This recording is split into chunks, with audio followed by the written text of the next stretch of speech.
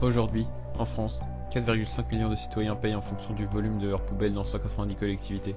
Dans ces communes, le volume d'ordures ménagères a baissé de 40% en moyenne, et celui des déchets recyclables a augmenté d'autant, puisque pour ces déchets-là, le ramassage est gratuit. Le problème est que dans les collectivités, la somme totale des déchets est partagée par le nombre d'habitants, mais certains peuvent jeter plus de déchets que d'autres. Notre objectif était donc de créer une poubelle qui attribuerait les charges liées aux déchets pour chaque habitant. Mais pas seulement, on voulait également qu'elle soit sécurisée et que le ramassage soit simple et efficace. Mais notre objectif principal était d'inciter les personnes à trier. En effet, les déchets recyclables sont gratuits, donc pour payer moins cher, ils seraient forcés à trier.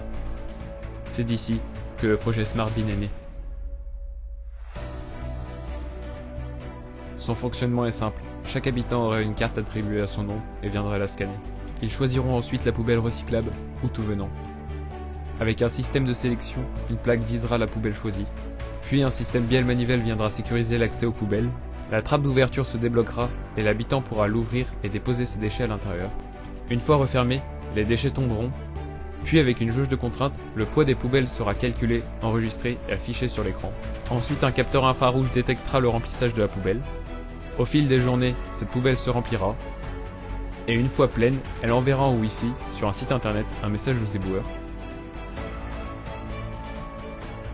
Sur leur téléphone, les éboueurs sont avertis et donc pourront aller la vider.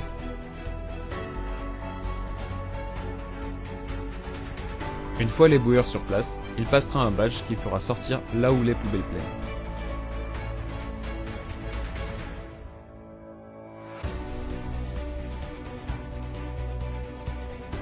Et pour finir, il aura juste à replacer un sac, puis refermer la poubelle pour enfin partir.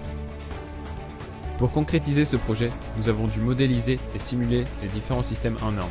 La plaque de sélection sous SolidWorks, pour choisir le moteur, nous avons conclu avec cette simulation qu'il fallait un moteur de 0,58 Nm.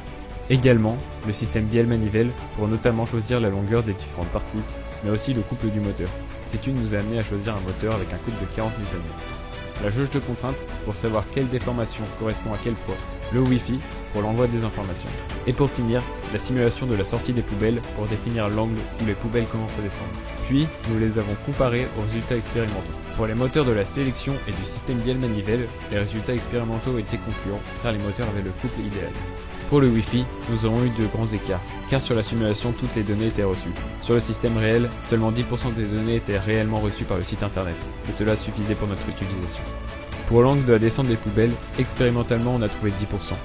Donc on a eu un écart de 8% entre la simulation et le réel, ce qui occasionnait aucun problème pour notre utilisation. Pour mener à bien ce projet, nous avons utilisé les connaissances apportées par les matières comme la physique pour la jauge de contrainte, l'anglais pour la compréhension des documents, les maths pour les différents calculs, et bien sûr la SI pour la construction du projet.